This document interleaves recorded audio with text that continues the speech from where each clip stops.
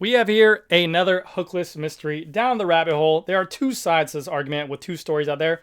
One saying that what is a hookless rear wheel that you can obviously some kind of plume of smoke going there of sealant and whatnot. The other side saying that the rider touched his front wheel with Pogacar's rear wheel, which caused him to then crash.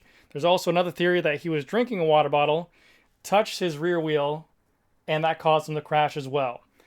I can't actually show the video or else it get taken down because of the fact that I don't have rights to it because I don't have money. But hopefully in this video I can show you guys. I'll put a link exactly where the video is to, and you guys can reference these points because the evidence is clear as day to me what happened. Obviously the riders are pretty much always going to say that it was their fault usually. They're not going to go after their sponsors and say, hey, something happened. This was their fault because obviously they're getting paid by these people. So there are some cases to it. Now, Hookless was introduced to our bicycle store during COVID time, I think around like 2021 or 2022. Basically, with the marketing or selling scheme behind it was that this wheel set, the way it is, because of the fact there's no more hooked on the rims, it's going to be cheaper to make, which will result in a lower end cost to the user. There are hooked rims out there that are cheaper than hookless rims across the board. In fact, majority of every single hookless rim out there that is being used by pro tour teams or hookless high-end wheels are some of the priciest. For instance, the Scott Synchros Silvertons, the road wheels, those are like $4,800. The Zip NSW 353s, I think, are $4,000. The Envies, I think, are $2,600 or $2,800, but they're all expensive wheels and hookless rate. Same with Cadex. I don't know what Cadex's wheels. They have cheaper models as well, but they're usually a high-end hookless wheel. Again, debunking the cheaper option. Also, when they told us our store, they said, hey, these hookless wheels, because there's none of that extra processing, we don't have to remake the wheel, it's going to be a lighter end product to the user. Again, there are wheel companies out there making hooked wheels that are still lighter than their counterparts. Take, for instance, you have, hold on. For instance, these brand new Scope Artec 4A wheels, which are a 40mm depth, weighing at 1,200 grams with a hook on them. Absolute bonkers. Another example, Peak 4550 Evolution wheels with a Tactic hub for 1,350 grams. And also, if you want to go into the World Tour aspect of it, I think I'm in a different region. Mentally and physically with that one for sure. Yeah, those are $3,800. The Revolve CLX2 teams, they're about $1,360 for 50 front, 60 rear, again with a hook on it.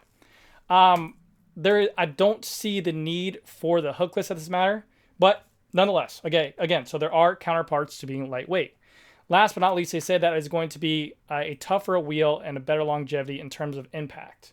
So because of the fact that there's not this extra process to make that hook on the rim itself, that you are not going to have issues with running into cracks and hittings and impacts and stuff like that with the wheel set going on. That's great for mountain bike and gravel. I do think hookless, there is a place for mountain bike and gravel because it's such a low PSI there and a bigger volume rim channel and bigger volume tire as well. You're not running these crazy PSIs where this thing can blow off any second. But still, I see no benefit to running a hookless wheel over a hooked rim by any means. If there was a clear-cut victory, if someone could show up why. Now, they could say that the tire can line up with the rim better, but companies are still proving that. Like the Scope wheel I just showed you, they're getting a tire almost paired exactly how they wanted to test in the wind tunnel. Actually, those Scope Artec wheels in the 60s, tested by Cycling News, in wind tunnels against other brands out there, tested one of the highest ratings, I think, if not the best ratings, for all the aerodynamic testing. So if there's a clear-cut victory, why hookless is better, 100% I can get behind it.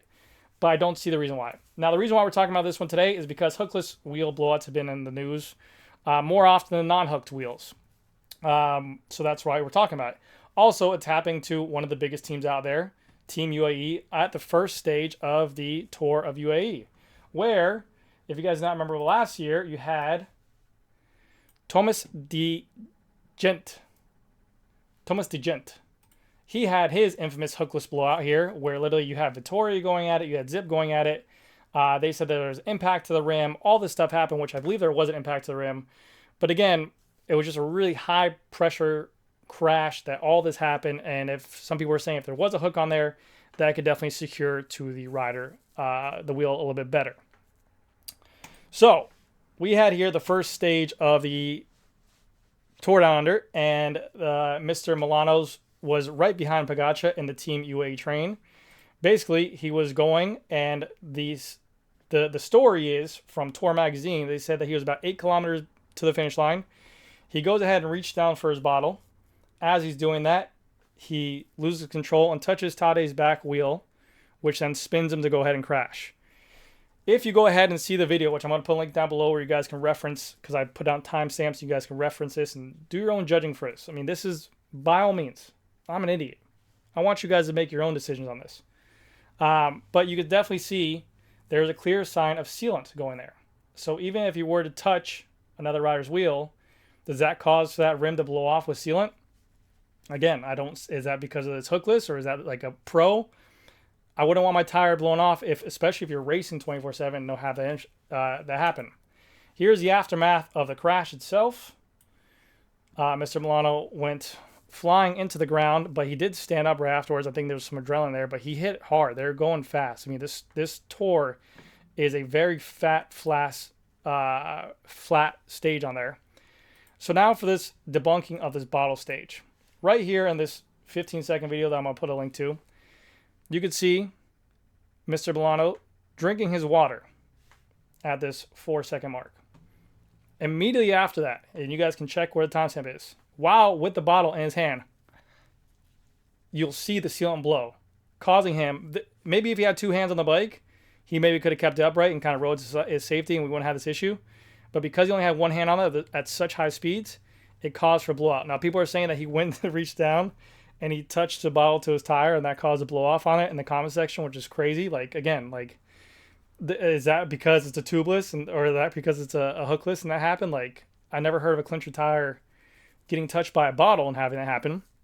Again, by no means. But right here, you can see bottle in hand, right behind Pogačar, and then right afterwards, that sealant spray goes down. And he goes down as well. And then again, there is the aftermath to it. I wish I could play the whole video on it so we could debunk this together. But by no means do I see any benefit to a hookless wheel for any kind of rider out there. I don't see why it's there. I don't see the need for it for high pressure road cycling. Now, it's kind of crazy that you see this back to back in the Tour of UAE. I've always had the speculation that those roads over there are extremely hot because of the heat, the weather, they're nice asphalts, and maybe the road temperature has something to do with them doing so many repetitions, that road heating up the PSI inside the tire. Maybe it exceeding over that recommended tire pressure. But again, these guys aren't 200-pound average Joes riding bikes. They're pretty lean. They're probably running 50 PSI in there. And also they have pro mechanics over there that can compensate for that. So if they're knowing that their tire pressure is going to escalate during that race time, you would think they put that into consideration to go ahead and be like, hey, it's going to be hot out there today. Let's bump it down an extra 5 or 10 PSI, whatever the case might be for these riders. So, but that's the thing that I don't understand. If you have a micro hook, a little hook, a hook on there to grab onto that tire, then you don't have to worry about what tire you run. First of all, tire tolerances. You don't have to worry about your pressure as much. I mean, obviously you want optimal pressure for riding, but you don't have to worry about your pressure in terms of exploding off your wheel. But tire tolerances are huge because it's not just you have to worry about the wheel tolerances being made when these wheels are being made to spec. You have to also make sure that tire being made in terms of the factory tire, because they produce so many of them and crazy lightweight. And I've done videos on this on Instagram and YouTube. You have 2 different tires in my store, tire 1 and tire 2. Exact same size and exact same width. This one will be 250 grams. This one will be 220 grams. And then you'll get another tire, be 240 grams, 220 grams. So it's always off, no matter what. And that goes into the casing of the rubber. That goes into the tolerances of it could be the size of the tire.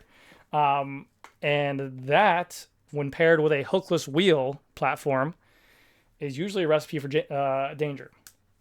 So, and people always say, well, hookless is on car tires. I have hookless. I never had any issues. Yeah, and I'm sure that every single person in the world, when Shimano had their crank recall, not every single person had an issue with a Shimano crank. I'm sure when Samsung did a dryer recall, their washing machine or dryer, not everyone had an issue with that. So it doesn't always have to be every single person has an issue with it. I'm sure at some applications it works. But it's too much to go wrong with very little positive there. And keep in mind, people always like car tires do it, airplane tires do it. Car tires are standalone tires. Go to a tire shop, push down weight on top of this tire. This thing has a massive metal hook inside of here. You're on a bicycle that weighs 15 pounds. One of these tires alone weighs 15 to 22 pounds. Push down and try to fold that tire. They have to use machines to applicate that to a rim. Then that wire bead inside there is literally pressing against there. Okay? These tires are made to stand alone by themselves. It's not a foldable road bike tire. Oh my gosh, dude. I like tubeless. I just don't like hookless. Anyways, guys, you guys can call me crazy in the comments. You guys can tell me I'm wrong on every application that you guys want to. Watch the video for yourself, but in no necessary means do I think,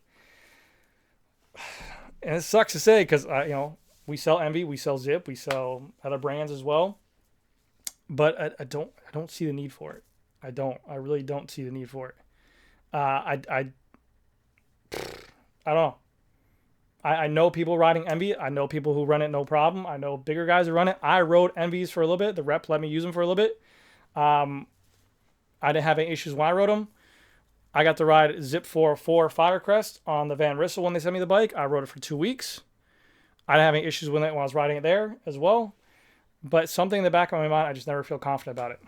So that doesn't do it justice. But stuff like this happening more often than not when no other hooked rims are doing it. Also, you had the other gentleman literally in the sprint finish, like with a KDX rear wheel that just blew off the other day. This one right here, the video, the sprint of it happened. It's still verdict. It was unknown to it. It's a KDX wheel that is a hookless platform. It just blew out on the final sprint finish on there. I was like, you know what? I made too many of these videos, but when it happens over and over and over again to the same culprits, like, just add a micro hook to them. Just add to them. They might even generate more sales for them. Just be like, yo, we don't want hookless anymore. We're about hooks. Anyways, guys, that's going to do it for this video. Let me know if I'm wrong down in the comment section. I just like talking about this stuff. And, yeah, I'll see you guys in the next video.